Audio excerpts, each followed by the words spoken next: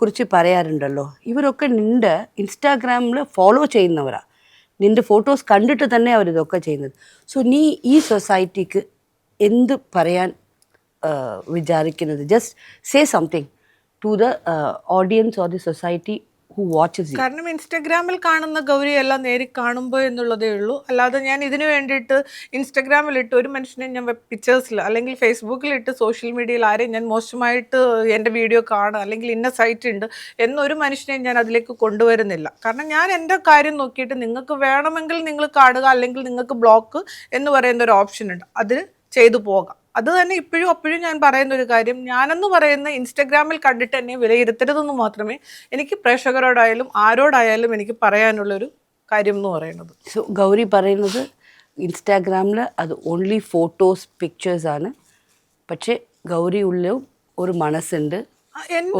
എൻ്റെ ഇഷ്ടങ്ങളും അല്ലെങ്കിൽ ഞാൻ ജീവിക്കുന്ന സാഹചര്യവും ഞാൻ എല്ലാ മനുഷ്യരിലും ഇപ്പം ഇൻസ്റ്റഗ്രാമിൽ കാണുന്ന ഒരാളെയാണോ മാമിൻ്റെ മുൻപിൽ ഇപ്പം ഞാൻ ഇരിക്കണേന്ന് പറയണേ. പക്ഷെ നമുക്ക് നമ്മുടേതായ ഒരു ഇതുണ്ട്. ഞാൻ എൻ്റെതായ അടുക്കവും ചിട്ടയുമായിട്ട് ഒതുങ്ങി പോകുന്ന ഒരു വ്യക്തിയാണ്. കാരണം എനിക്ക് ഇന്നതെടുത്ത് ചെല്ലുമ്പോഴത്തേക്ക് ഗൗരിയാണോ എന്നും പറഞ്ഞ് എനിക്ക് അങ്ങനെ ഒരു കാര്യങ്ങൾക്ക് ഞാൻ ഇപ്പോൾ അടുത്ത് നെക്സ്റ്റ് ഫാമിലി ഇല്ല, ഫ്രണ്ട്സ് അടുത്തൊക്കെ ആരുമായിട്ട് ഞാൻ വലിയ ഇതിൽ പോകില്ല. ഇല്ല, കാരണം അവർ നിന്നെ ഫ്രണ്ടായിട്ട് ഏൽക്കുന്നില്ല.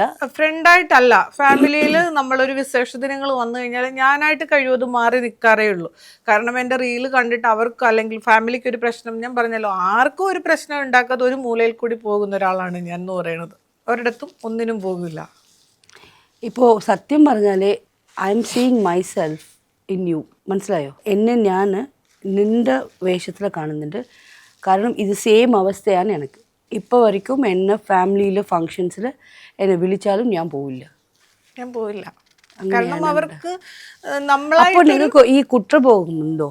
എനിക്കൊരു കുറ്റബോധവും ഇല്ല മാം. ഞാൻ പറഞ്ഞല്ലോ, ഞാൻ മോശമായിട്ട് വേറെ ഒന്നും ചെയ്യുന്നില്ല, ഈ ബിക്കിനീസ് മാത്രമേ ചെയ്യുന്നുള്ളൂ. അതിലിപ്പം എനിക്കൊരു കുറ്റബോധം എന്ന് പറയുന്നത്, മുൻപോട്ട് എനിക്ക് പോകണമെങ്കിൽ എനിക്ക് ഏണിങ് വേണം. എനിക്ക് ഒരു മനുഷ്യൻ്റെ അടുത്ത് പോയിട്ട് എനിക്ക് 10,000 രൂപ അല്ലെ 5,000 രൂപ താ എന്ന് എനിക്ക് വായ്പ ചോദിക്കാൻ എനിക്ക് താല്പര്യമില്ല. ഞാൻ എൻ്റെ കഷ്ടപ്പാടിൽ നിന്ന് ജീവിക്കുന്ന ഒരു വ്യക്തിയാണ്. അല്ലാതെ മറ്റൊരു മോശം പരിപാടിക്ക് അങ്ങനെ ഒരു കാര്യങ്ങൾക്കും ഞാനില്ല. കാരണം നമ്മൾ ഇൻസ്റ്റഗ്രാം സോഷ്യൽ മീഡിയയിൽ നിന്ന് കിട്ടുന്ന തുച്ഛമായ വരുമാനം കൊണ്ട് ഞാൻ എൻ്റെ ലൈഫ് മുൻപോട്ട് ഹാപ്പി ആയിട്ട് പോകുന്ന ഒരു വ്യക്തിയാണ്. കാരണം നമുക്കിപ്പോൾ ഫാമിലിയിൽ നിന്ന് സപ്പോർട്ട് എനിക്ക് എല്ലാവരും പറയും നീ ചെയ്യുന്നത് നല്ലതെന്ന് പറഞ്ഞിട്ട് വരും. പക്ഷേ പൈസ എന്തെങ്കിലും ഒരു ആവശ്യം ചോദിക്കുമ്പോൾ ഇവരാരും കാണില്ല, നമ്മൾ തന്നെ അത് തുഴഞ്ഞു പോയിക്കോണം. ആ ഒരു ഇതുകൊണ്ട് നമ്മൾ നമ്മുടേതായ കഷ്ടപ്പാടുകളിൽ മുൻപോട്ട് പോകുന്നു, അത്രയേ ഉള്ളൂ. I know already I made U cry, but sorry for that.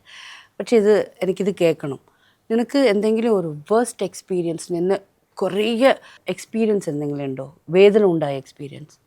ചെറുപ്പത്തിൽ നമ്മൾ ഒരാളുടെ അപ്പുറത്തെ വീട്ടിൽ നിന്ന്, ഇപ്പം എനിക്കൊരു 3 വയസ്സ് 4 വയസ്സൊക്കെയുള്ള സമയങ്ങളിൽ നമ്മളൊരു ഓണം വിശേഷ ദിനങ്ങൾ വരുമ്പോൾ നമ്മുടെ ബന്ധുക്കാരുടെ, ഇപ്പോൾ മറ്റൊരിത് പറയണില്ല, നമ്മുടെ ബന്ധുക്കാരുടെ വീട്ടിൽ അവരുടെ അച്ഛനും അമ്മയും ഒക്കെ ഗൾഫിലായിരിക്കാം ആയിരുന്നു. അവിടെ നിന്ന് നമുക്ക് കിട്ടുന്ന പഴയ ഓണക്കോടികളുണ്ടല്ലോ, അവരിട്ട് ഉപയോഗിച്ച ഡ്രസ്സുകൾ ഞാൻ ഇട്ടിട്ടില്ല എന്ന് ഞാൻ ഒരിടത്തും പറയില്ല. അവരുടെ വീട്ടിൽ നിന്നും ഭക്ഷണം തന്ന് നമ്മൾ കഴിച്ചിട്ടുണ്ട്. അങ്ങനെ ഒരു കാലഘട്ടം നമ്മൾ ടി വി വെക്കുമ്പോൾ നമ്മൾ അവരുടെ വീട്ടിൽ ചെന്ന് തിരുവോണം ഉണ്ടിട്ട് നമ്മൾ ടി വി കാണാൻ, നമ്മുടെ ഒന്നും വീട്ടിൽ ടി വി ഇല്ല. അപ്പോൾ ആ ടി വി കാണാൻ ചെന്നിരിക്കുമ്പോൾ കറണ്ട് ഇല്ല അല്ലെങ്കിൽ ഇത് പോയി എന്ന് പറഞ്ഞ് ഓഫ് ചെയ്ത് വെക്കുന്ന ഒരു ഇതുണ്ട്. പക്ഷേ ആ സാഹചര്യത്തിൽ നിന്നെല്ലാം തരണം ചെയ്ത് നമുക്ക് സ്വന്തമായിട്ട് ടി വിയും ഉണ്ട്, മറ്റുള്ള എല്ലാ ഇപ്പോഴത്തെ സാഹചര്യത്തിലുണ്ട്. പക്ഷെ നമ്മൾ എന്താ പറയുക, എൻ്റെ കൂടപ്പിറപ്പിൻ്റെ ഒരു വണ്ടിയിൽ ഞാൻ തൊട്ടപ്പോൾ തന്നെ തുടരുത്, അത് പൊറൽ വീഴും എന്ന് പറഞ്ഞൊരു സാഹചര്യം. അങ്ങനെ ഒരുപാട്.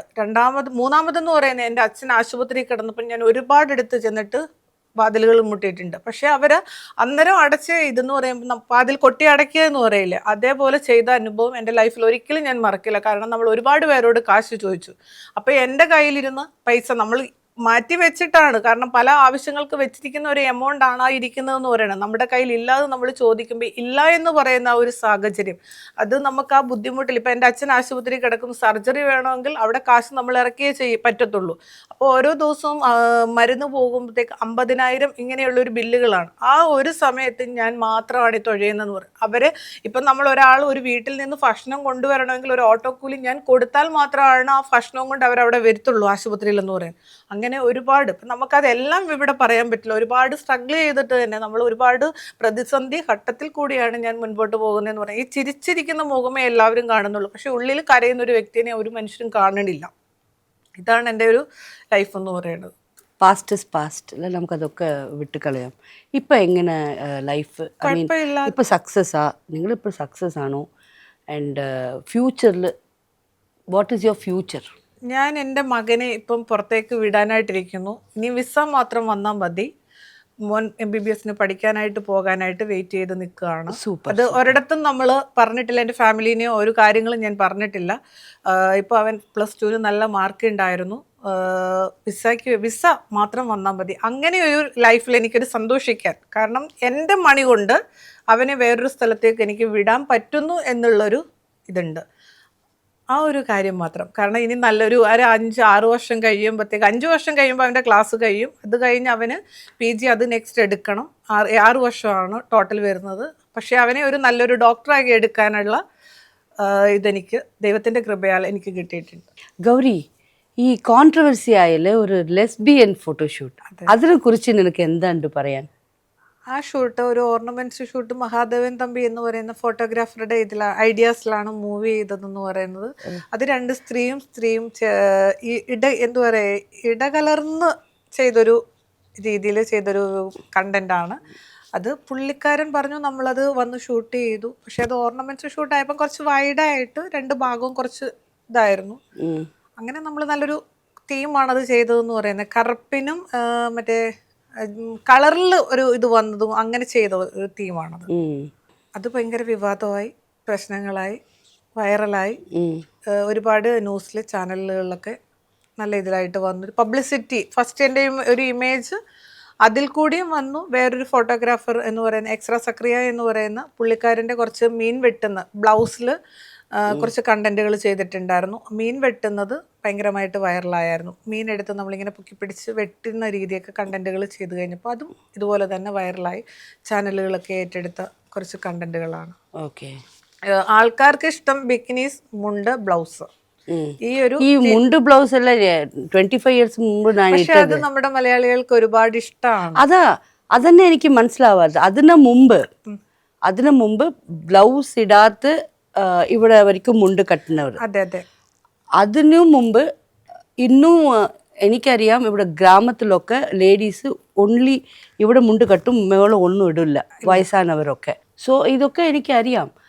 പക്ഷേ ഇങ്ങനെ നമ്മൾ ഡ്രസ്സ് ഇട്ട് ഫിലിമിൽ അല്ലെങ്കിൽ ഫോട്ടോയിൽ വന്നാൽ അത് തെറ്റുന്ന ഇവർ പറയുന്നത്. അല്ല, അപ്പം ഈ പറയുമ്പോൾ മാം പണ്ട് നമ്മളെ ഓരോ മൂവികളും ഓരോ കാര്യങ്ങൾ, ഇപ്പം മാം ആണെങ്കിൽ ബ്ലൗസും മുണ്ടും ഒക്കെ ഉടുത്ത് ചെയ്ത സിനിമകളില്ലേ, അതേപോലെ ഇപ്പം നമ്മൾ ജസ്റ്റ് ഒരു മുണ്ടും ബ്ലൗസും ഒക്കെ ഇട്ട് വരുമ്പോൾ ഷക്കീല മാമിനെ പോലെ തന്നെ നമ്മൾ വെറൈറ്റി ആയിട്ട്, അന്ന് മാം ചെയ്തെങ്കിൽ ഇപ്പം നമ്മൾ അത് വെറൈറ്റി ആയിട്ട് ചെയ്യുമ്പോൾ അത് കാണാൻ ആൾക്കാരുണ്ട്. അത് കണ്ടന്റുകൾ കാണാൻ ആൾക്കാരുണ്ട്.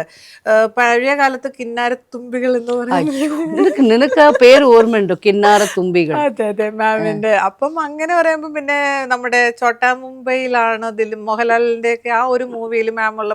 അപ്പം അങ്ങനെ കുറേ മൂവികൾ നമ്മൾ കണ്ടിട്ടുണ്ട്. അതിലിപ്പം മാം എന്ത് ചെയ്യുന്നു എന്നുള്ളതല്ല, മാമിലെ ഒരു വ്യക്തിത്വം നമ്മൾ മനസ്സിലാക്കുന്നുണ്ട്. അപ്പം ഞാൻ വന്നപ്പോഴേ മാമിനോട് പറഞ്ഞില്ല എനിക്ക് മാമിനെ ഇഷ്ടമാണ്. പക്ഷെ അത് ആ കേൾക്കുമ്പോൾ കിന്നാരത്തുമ്പികൾക്ക് എന്ന് പറയുമ്പം നമ്മളത് കേട്ട ഒരു ഇതുണ്ട്. അപ്പോൾ അതേപോലെ ഇപ്പോഴത്തെ തലമുറകൾ നമ്മൾ നൈറ്റി, ബിക്കിനീസ്, സാരി ഉടുത്താൽ ആർക്കും പിക്ചേഴ്സ് കാണണ്ട, വീഡിയോകളും ആരും കാണില്ല. പക്ഷെ വലിയ സെലിബ്രിറ്റീസ് കുറച്ച് ബാക്ക് സൈഡിലോ അല്ലെങ്കിൽ ഫ്രണ്ട് വശമോ തള്ളി വെച്ച് വീഡിയോകൾ കണ്ടന്റുകൾ ചെയ്യുമ്പോൾ അത് കാണാൻ ആൾക്കാരുണ്ട്. നമ്മൾ ചെയ്യുമ്പോൾ റീൽസിൽ നൈറ്റി അല്ലെങ്കിൽ എക്സ്ക്ലൂസീവ് കണ്ടന്റുകൾ അവിടെ ചെയ്ത് കഴിഞ്ഞാൽ, ബിക്കിനീസ് ഇട്ട് കഴിഞ്ഞാൽ, നൈറ്റി ഇട്ട് കഴിഞ്ഞാൽ, മുണ്ട്, ബ്ലൗസ് ഇതൊക്കെ ഇട്ട് കഴിഞ്ഞാൽ ആൾക്കാർ കാണാനുണ്ട്. പക്ഷെ നമ്മളൊരു നല്ലൊരു വസ്ത്രത്തിൽ വന്നിരുന്നു കഴിഞ്ഞാൽ ഇവിടെ ലൈക്കില്ല, ആൾക്കാർ കാണാനില്ല, നമ്മളെ ആർക്കും കണ്ടാൽ അറിയേയില്ല. പക്ഷെ ഇത് തിരിച്ചിട്ട് കഴിഞ്ഞാൽ ഇന്ന ആളല്ലേ എന്ന് ചോദിച്ച ആൾക്കാരെ വരുന്നുണ്ട്. ആ കാലഘട്ടം എന്ന് പറയുന്നത് പഴയ കാലഘട്ടം തന്നെയാണ് ഇപ്പോഴത്തെ ജനറേഷനും ഇഷ്ടം എന്ന് പറയുന്നത്. നമ്മൾ കുറച്ച് വയറ് കാണിച്ചാൽ, കുറച്ച് ക്ലീവേജ് കാണിച്ചാൽ, ഇങ്ങനെയൊക്കെ കാണുമ്പം ഇപ്പം നമ്മൾ ചിലരിപ്പം വന്നിട്ട് ഇപ്പം ഉടനെ ആക്കാം പോസ്റ്റുകളുടെ അടിയിൽ വന്നിട്ട് ഞങ്ങളിത് കാണിക്കാൻ പറഞ്ഞിട്ടുണ്ടോ എന്നുള്ളൊരു കമൻറ്റുകൾ വരും. പക്ഷേ ഇത് കാണിക്കാൻ എന്ന് പറയണ്ടല്ലോ, നമ്മളത് ഇടുമ്പം അതിൻ്റെ അടിയിൽ വരുന്ന കമൻറ്റുകൾ സ്വാഭാവികമായിട്ട് നമുക്ക് നോക്കിയാൽ